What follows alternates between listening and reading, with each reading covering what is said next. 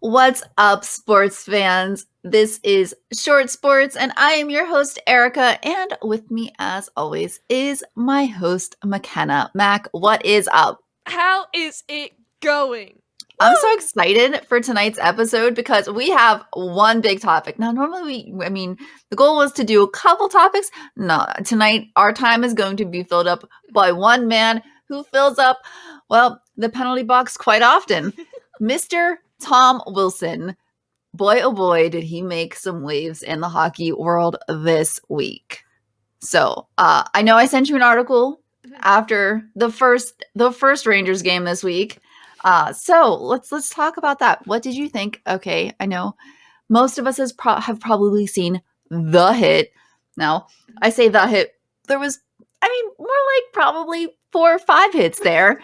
A couple, First he kind of hit Buchnevich a little bit in the crease there, and then I don't even know who the second person was, and then he kind of we'll just say he took Panarin down to the ice in a rather interesting way. We'll just put it nicely like that. So you watched the video, you read the article. Tell me what you think of the stuff that happened there in the first game. Yikes. Yes. So as someone who doesn't know who Tom Wilson is, as someone who didn't know his extensive history with hits and suspensions maybe and stuff like that. Yeah. So what did you feel? Like what do you think probably should have happened with this hit? He should have been suspended at the very least, if not just taken out completely. I mean, it sounds like this man is not a first-time offender. He knows the rules and what goes down. He should have more than just a $5,000 fine. Come on. So you are correct in saying this is not his first time. I do believe it is 30 games total in his career suspended and more than $1.3 million in salary that he has forfeited due to suspensions and fines so far. Obviously, with this one, not too much. $5,000 extra dollars. That's like that's not too much. Didn't he play in the next game as well? He did. So we're going to get to that in a minute. Oh, but sorry. I know you're fine. I love how excited you are about this. Like, I love how into this you are. I just also want to call out the very awesome jersey you're wearing tonight too. We talked about it beforehand. Check out that Kings jersey. It's going to make our, we had some comments and stuff that I'm going to talk about too in a minute, but, it's going to make one of our friends very, very happy. But, so yes, $5,000 was his fine for that hit that he laid on Artemi Panarin, who is out for the season. Not that the season's much longer. We only have, after this game, there was 2 more games for the Rangers and I believe 3 more games for the Capitals. But, to put it in perspective, Henrik Lundqvist, old goalie for the Rangers, and actually he's signed technically with the Capitals right now, even though he had to take the season off due to heart surgery. But he one time squirted Sidney Crosby with a water bottle, and he was fined $5,000 for that. Huh. So, I mean, feel are they like the same? Two, don't sound. What's going on? Yeah, a little different there, a little different. Now, Wilson was already suspended once this season. He was suspended for hitting a player on the Boston Bruins, and it was a nasty hit. And as I watched this hit a couple times, and like I talked to my boss about it a little bit, and I showed to him, and he goes, this doesn't even surprise me because it's Tom Wilson, which I think is kind of says something that, seeing Wilson do it, and it's just like, oh, it's just another Tom Wilson hit, which is kind of sad because I think if I saw anybody else do this, I would be like, what are they doing? Like, what is going on? But it's Tom Wilson, so it's just kind of like, nope, yep, that's another Wilson hit. So, yes. This brings me to my first question. Yep. What is Tom Wilson's reputation? So, Tom Wilson, he started out in the league kind of as that agitator guy who gets under your skin. Now, let me tell you, these are typically the players that I love. Mm-hmm. I have at home, I know these names aren't going to mean much to you, but I mean, we can talk about them later. I have my Jarkko Ruutu jersey. I have my Aaron Asham jersey. I have a Brad Marchand jersey. I mean, I have a bunch of guys who typically play the agitator role. And I love those guys. They're my favorite. But I also think that there is, especially in the league nowadays, a very fine line that you need to walk. Now, Tom Wilson, like I said, has got suspended a number of times at this point now. And at the end of his last suspension, he even said, he's like, I need to change. I need to not play like that. I can't be missing games for my team and all this. And he made it sound like he had turned a new leaf, which was great. It was wonderful. I've heard statements like this from players before. Matt Cook, a guy who used to play for the Penguins, which I'll talk about in a second. And you're like, great, because if you take some of the veracity out of his game, Tom Wilson's a great hockey player. He has the potential to score a lot of goals and get a lot of points. Heck, my mom drafted him a couple years ago for her fantasy team, and he got her so many points, not only because, he scores goals and gets points, but also we counted penalty minutes, and that helped her out too a little bit. So I think that was the year that he had his bigger suspension, and she did miss him for quite a few games. But, I mean, like I said, you don't see it in the league as much anymore, these agitator rules and things like that. You see the more skill guys in these players getting kind of pushed out of the league, which is sad because, I mean, I think it brings something to the game, and it's always been there in hockey. But, Tom Wilson kind of just walks this different line. Like I said, this brings me to someone like Matt Cook, who he even came out and talked today. I haven't heard about Matt Cook in years. He hasn't played. And like I said, he hit someone from the Bruins. It was a nasty hit. It was terrible. Type of hit that does not belong in the game. You hear that a lot in hockey. That type of hit doesn't belong in the game. There's the hits that do and the hits that don't. And, people who watch a lot of hockey know that. And so do the guys that play it. And even this headline here, even Matt Cook thinks Tom Wilson looked like a toddler having a fit against the Rangers. Oof. That is one heck of a headline coming from someone who played the game like Matt Cook. Now, like I said, Matt Cook was someone who, again, said, he needed to change his game. He couldn't be missing things like that. He couldn't be hurting people. The guy he did hit, Mark Savard, I'm fairly certain that hit basically was the end of his career. I think he may have came back for a little bit, but I think he was hit again and then he stopped playing maybe. I could be wrong. Correct me if I'm wrong. But yeah.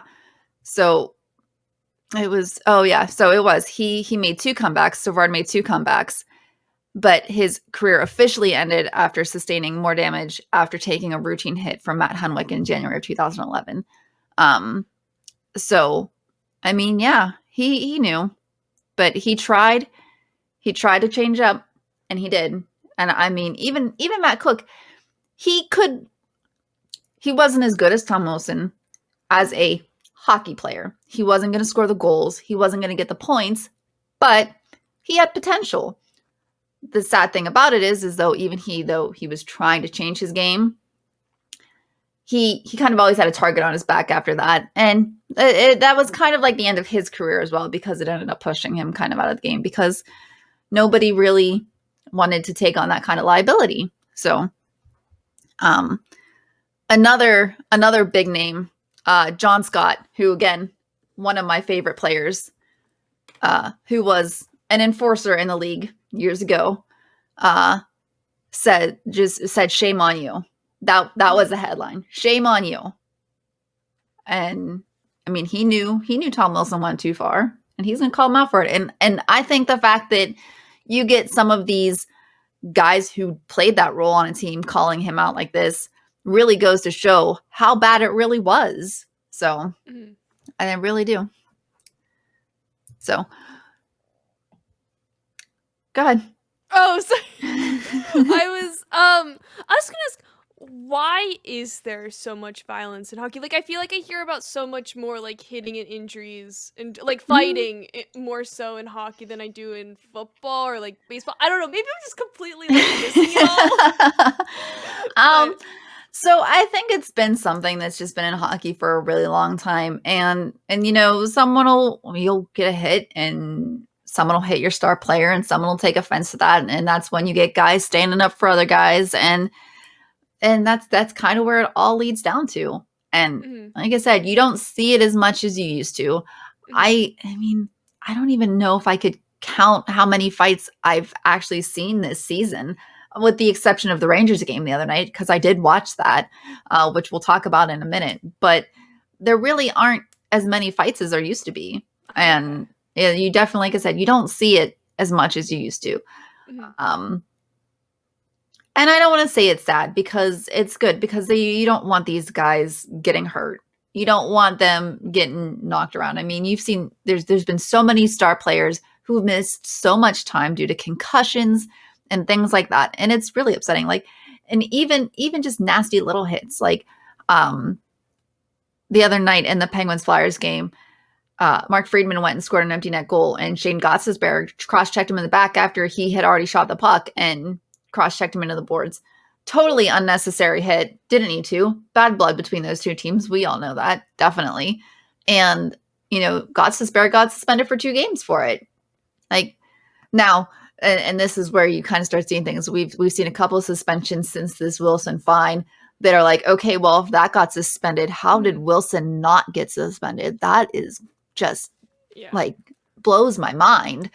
But I mean, not saying Gottsberg didn't deserve the suspension. And I love Gottsberg. He's one of my favorites. I have his Team North America shirt at home. It's just great. But you know, yeah, he deserved that suspension. But was that really worse than what Wilson did? Like, Yeah, it's like, where do we draw this line, and when that do was gonna people be start to say things? like my next one. Like, why was it so little of a punishment for what That's he did versus like what you just talked about, how that Yeah. guy got suspended, but like Wilson did not. It's a great question, and that leads me to what the New York Rangers said, actually. So after Mhm. the fine came down, the Rangers, and I'm going to read the quote. The New York Rangers are extremely disappointed that Capitals forward Tom Wilson was not suspended for his horrifying act of violence last night at Madison Square Garden. Wilson is a repeat offender with a long history of these types of acts, and we find it shocking that the NHL and their Department of Player Safety failed to take the appropriate action and suspend him indefinitely. Wilson's dangerous and reckless actions caused an injury to Artemi Panarin that will prevent him from playing again this season. We view this as a dereliction of duty by NHL head of player safety George Peros and believe he is unfit to continue in his current role. Now, that's a statement. Mhm. And I've only heard one other statement like this come from the San Jose Sharks, I believe was back in 2011 after Rafi Torres got suspended for a hit that they didn't agree with, which, I mean, again, rightfully so. And I know actually there are some people ripping the Rangers for even making this statement because it's unprofessional, Mhm. which, okay, I can understand some people being upset, like league officials. You just completely trashed the head of player safety, George Peros. But don't you think he kind of deserves it at this moment? Yeah, like it said, this Wilson just ended the rest of this guy's season. Mm-hmm. It just one thing. Like, what was the injury specifically? So they haven't announced the injury Okay. specifically. I do know that Panarin had a cut on his face when he was in the Mhm. penalty box. Mhm. Um, I'm going to assume he probably has a concussion, Mhm. safe to say. And again, the season's almost over, Yeah. and the Rangers didn't make playoffs this year, but that Mhm. doesn't matter. Exactly. Yeah. Like, I don't understand. And George Peros, when he played, was a rough player. Mhm. You know, he should be good at knocking these kinds of things out, literally. But, Mhm. you know, it seems like I don't even know. I wish I could put my finger on what it is, but I can't, because there's really, like, I've been trying to think since this all happened, because I knew as soon as this happened, I'm like, this is what we're talking about this week, because this is huge stuff. And I don't know. So here's the fun part, and this is where things get interesting. The Rangers were fined $250,000 for making that statement. What? Yep. Now, when the San Jose Sharks made their statement about Raffi Torres, they were only fined $100,000, but this time the Rangers got fined $250,000, which is 50 times the amount that Tom Wilson was fined for his hit. Take the hint, NHL. So, I get it. You have to make an example. You can't let teams talk about your officials like this. But really, this is probably not it. Probably not it. Something tells me. So, also, after this statement came out, now the Rangers are what we call, and we're going to get to what we're going to talk about next episode soon, but the Rangers are in what we call a rebuild right now, where they know their team's not great. They need some new players, and they didn't make playoffs this year. They're hiring some new management stuff. After this statement came out and after the fine was handed down, they fired the president and GM of the team. Now, they're saying it's because the rebuild wasn't going in the direction they want. I don't know if I quite believe that. I don't know if that's exactly what it is or not. I'm a little bit more led to believe that maybe something really happened in the office, maybe. I don't think we're ever going to know. I think this is going to be kind of a Jim Rutherford leaving the Pittsburgh Penguins kind of deal. But as of today, I do believe Drury is now the GM, which I think is going to be fantastic for them anyways. But, because he did pass on the Penguins job. He said he wasn't interested. You kind of knew that there was something in the works there. But I also think this maybe kind of kicked it ahead a little bit faster, maybe. But this leads us all into the night of Game 2 between the Rangers and the Capitals. And what a game it was. I got a question. I completely missed this. So Let's they go. played each other. When was the first time? What was it, Monday? It was, Monday. And then they played each other again? On Wednesday. Yeah, because with the schedule this year, since everyone is playing just divisional teams, you see a lot of back-to-back games. Okay. Okay. Since with the COVID restrictions and everything, that's what you're seeing a lot of. So, yeah, you'll see a lot of back-to-back games this season. I actually think most games have been back-to-back this season. So, yep, they played them 2 games in a row. Oh boy. Game 2, fun stuff. And without Wilson being suspended, and with this fine coming down, and the firing of 2 higher-ups right before this game, do you think the Rangers gave any shits at all? Because I don't think they did. They should have seen it come. Like everything pointed to where it went. Now, before we get into what happened in this game, I do want to point out 2 things, because 2 things happened in this game that got overshadowed by everything else. So, you had on Monday a bunch of guys who were missing from the Capitals team. You had a couple guys who were being disciplined for being late to a team event. Then another one who didn't play on Wednesday because of COVID protocols, which is interesting. You have a couple key injuries. You have Ovechkin, who probably should have stayed out, but he played for 39 seconds and before he re-aggravated his injury. Probably best that happened, though, honestly, because I don't think you would have wanted him to play this game. And then you had TJ Oshie, who had a personal matter, and it turns out that his father had passed away. Very sad. They were all wearing a sticker on their helmet for his dad, who coached him when he was young. But TJ Oshie actually scored a hat trick in this game. He got 2 goals and then he got the empty netter, which was fantastic. And it was actually a very touching moment on the bench after he scored that 3rd goal. You could tell he was super emotional, and it was very sweet. It was very touching. And it's, like I said, it's kind of sad that kind of got overshadowed by everything else that happened in this game that night. Also, one of the referees, he's retiring at the end of the season, and this is his last game that he's going to referee at Madison Square Garden, which, Madison Square Garden is one of those arenas that's just legendary. Like, that's just one of those places, like, I want to go there someday, regardless if it's for a hockey game or a concert or something. I need to go to Madison Square Garden for Short something. Sports on tour. Heck yeah, let's go. I mean, live podcast from Madison Square yep. Garden. Heck yeah, you'll see us sitting in the parking lot on our phones, like, we're here, guys, we're here. we did it. Yes. So, it's just one of those places. And for this to be his last game at MSG, it's kind of, I kind of feel a little bad for him, honestly. Like, that kind of sucks. I mean, he's never going to forget it, that's for sure. And I'm just glad that this wasn't his last game. But, So, let's start this game. Do you have any questions before we get into game 2? Not yet. All right. So, opening face-off. We get 3 fights 1 second into the game. I saw the video. It Yeah. was like puck dropped, gloves were off, everyone was everywhere. Yep. It was just, It looked I mean, something out of a movie, honestly. it really did. It looked like it was fake. Like, I'm just like, what are we watching right now? This is what it is. I mean, I know I'm sitting on my bed. I had my hair dye in because I had to touch up some spots that I missed, and I'm just sitting there going, huh, yeah, that's about right. That's it. Yep, sure. Okay.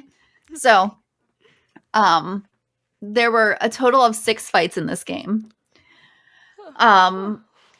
Tom Wilson did get a game misconduct, but also a 10-minute game misconduct, and then said that he would not be returning because of an upper body injury. Okay, bud. That's basically what I said. I said, okay, sure he does. Yeah. I don't believe that at all. If he steps foot on that ice, he's going to get massacred. Like, again, there's no... Because the second, okay, so I told you before there was something I wanted to talk about that like, obviously I'm not a fan of Tom Wilson. He while he is typically the style of player that I like, he crosses the line, and here's where I really don't like him. He should have been on the ice for the opening face-off because he knew what was coming, and he was not. That is disrespectful. I think there is a certain code that you have to have, and he, obviously has broken this code many times already as a hockey player, but the fact that you didn't put yourself on the ice, center ice, I don't care if you don't take face-offs. I don't care if you're, it doesn't matter what position you played. He could have been a defenseman.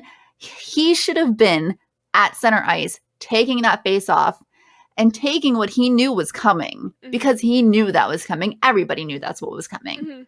And he was not there for opening face-off. And that right there, it's got nothing to do with the hit. It's got nothing to do with anything else. It's the fact that he was not there to take that opening face-off. That is what bothers me. Yeah.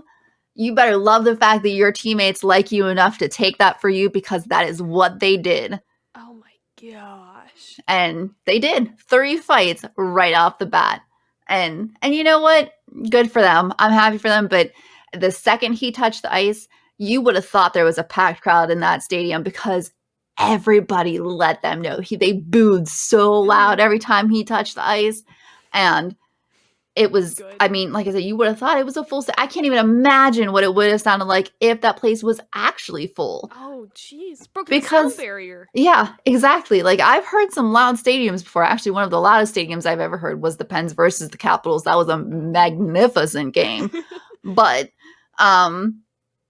yeah, I couldn't believe that he did not go out there for the opening face-off. And that was just like, no, come on, buddy. You need to be out there for that. But yeah, no, he got jumped the second he got on the ice. Good. So, as deserved. So, yes, this game actually made history with 6 fights in the first 5 minutes. That is a record for 6 fights in the first 5 minutes.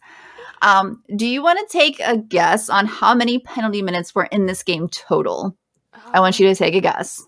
This is fun. go. I'm gonna guess at least triple digits. I'm gonna go Oh, yeah. 150. 150. I should know. I don't know how penalty minutes work in hockey. Okay, so here, I'm gonna give you a quick rundown. Okay. Tune in next week for more learning about hockey too. Or well, maybe not next week, but soon. Yes. Every fight is 5 minutes. Okay. A typical penalty is 2 minutes. And then there are things called 10-minute misconducts, which are like kind of like the big, like, you shouldn't have done that one thing. So is the maximum they can go however long the hockey game goes, or can it extend theoretically past that? Yeah, it can. And I'm going to just give you a hint now. This one theoretically goes past. Okay, there is 60 minutes in a hockey game. So, are you ready? Yeah, 150. I'll stick to 150. 150. So 150 is what? How long is that? Now I got to do quick maths. 2 hours, 2.5 hours. You are very close. 2 hours and 21 minutes in penalties in this game. There were 100 minutes in the first period of this game. In the first period? No, that's when most of the fights were. So yeah. Wow. Yep. Oh my, jeez. How much of that was against Tom Wilson? I mean, yeah. I think it was only like 15 minutes were against him, maybe 17 minutes tops, but I don't think too many were. Yeah, unfortunately. There was one point in time, I think there were 7 people in the penalty box for the Rangers, and and someone posted a picture on it. It was funny because of the COVID restrictions. Someone had posted a picture of it on Twitter, and they said, "This is technically a $10,000 fine in Ontario right now." And I thought that was really, really funny because you don't have that many people that close together. It was pretty good. So we had asked for some thoughts on the happening of those games and stuff. And friend of the show, Eric from Twitter, said, understand the take with folks about wanting to keep toughness in the sport. However, there is hard play and reckless play. And Wilson has shown reckless play time and time again. And I think he says that perfectly. And I think that's kind of what I've been saying the entire time here is, we like to keep the toughness in the game. That's kind of what a lot of what they've been trying to do is to keep the toughness in the game because that's what hockey's been forever. And it's to try to keep the reckless plays out. And they've tried to make changes to the rules to try to keep that out. Like there's the one change where, you can't leave your skates when you make a hit. And that's a penalty, things like that. And I think he's exactly right. And I think that's a fantastic point is we want to keep that stuff in the game. But, players like Wilson play recklessly. And it's upsetting. It's sad because I rooted for him for a while because I'm like, look, he's actually good. He scores goals. Like he can play really well. He's a first line player. Now, if he could just take that recklessness out of his game and just play with an edge, I mean, you think of how great of a player he could actually be. But I'm pretty sure the only people who are rooting for him now are Caps fans, which, obviously they're allowed, go for it. That's their player. But I mean, even towards Cook, the end of Cook's career, I wasn't rooting for him anymore because he didn't show the change, he tried, but there were times I didn't root for him because I'm like, dude, what are you doing? That's a bad play. You can't do that. Don't do that. And, it's the same with any of my favorite players. If they're making a dumb play, I mean, I'm not going to be like, well, I like them, so I'm not going to think it's a dumb. No, I'll be like, dude, you made a dumb play. That's terrible. So, it's a rough thing to do, but then it gets a little bit worse. Just let's put the icing on top, little cherry. Yeah. Seems the story needs it. Pavel Buchnevich cross-checks. Who did he cross-check? One of those guys from the Capitals team. I'm not going to be able to remember his name, and I don't have it written down. But he cross-checked the guy from the Capitals, and he got suspended for 1 game. Now, I'm not saying that he shouldn't have been suspended. I'm saying it was a very borderline hit, but comparing it to Wilson literally slamming, Panarin's face into the ice. We're talking two different games there. Mm-hmm. And it's a little, yeah. It possibly deserved suspension, but also it's like, okay, well, how are you going to punish him and not Wilson? And that's, I think, really what it comes down to. And I really think that's what a lot of people are frustrated with, is the inconsistency with the suspensions. I can't say you blame them. Like, it's just, it was Anthony Mantha. That's who it was. Yeah. I mean, I can't say I blame them. Like, it's just, there's no consistency there, and it's infuriating, to say the least. I can't imagine being a player on some of these teams. And I know that Doc Emmerich was interviewed the other day. He was a fantastic announcer for NBCSN. I miss him dearly because, man, he was silly and he was fantastic. You would have loved him. But he brought up a great point where they had asked him what his thoughts were on the initial Wilson hit. And he said he remembered when Wilson hit one of the guys from the Penguins in the postseason a few years back, and Tom Sestito, which is a name I haven't even thought of in years. He was kind of an enforcer, rough guy for the Penguins back in 2016. He was on the ice for the opening faceoff for the first game against the Capitals. And I remember this game, especially after he was talking about it, because it was our first game against the Capitals of the season since the hit. And it was the first game that was on NBCSN for the year too, between us.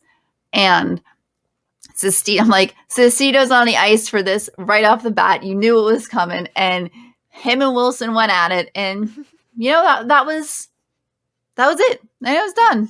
And that's how they settled it. And that's, that should have been what happened. I mean, again, you sit and wonder, would any of this have happened if Wilson would have just been suspended for the one game, though? Mm-hmm. It could have just been a hockey game, not a boxing match on ice. yeah, exactly. Because that's kind of what it was. So, yeah, I saw a few clips. It was exactly what you're saying. Mm-hmm. Yeah, boxing match. Every single clip I saw, it was just face flying everywhere, really. It was. And I mean, and it's a little sad because it's being so close to the end of the season with playoffs right around the corner. You run the risk of, the Capitals being kind of tied for the first place right now. I believe they have a game in hand. Still, they have 2 games left to play, where the Penguins only have 1. Mm-hmm. So they still have potential to be able to get into that first place spot pretty easily. But, you're going to have home ice advantage probably, unless you lose these last 2 games, and you're going to risk hurting a guy because of all this. Like, I mean, I know Daniel Sprong sat that game too, and which I'm not quite sure why. He could have just been as a precaution. He may have had a tweak or twinge or something, but it's a time of year where they sit guys for those small things because they want to have them nice and ready for the playoffs. But yeah, it's interesting, to say the least, and it'll be interesting to see if anything else does come from the events that have transpired in New York the past week. So we shall see. Oh. What a week. What a week indeed. Like I said, I told you we typically wanted to talk about more than one subject. I knew this one was going to take our entire time this week. Actually, I probably went over a half an hour this week. So, hey, look at that. So, do you have any more questions before we wrap it up? I think everything's been for everything that you can answer has been answered. Balls in your court, NHL. Yeah, and like I said the other day, NHL, just call me. Come on the show. Emails in the description. Yeah, George Peros. I just want to talk, man.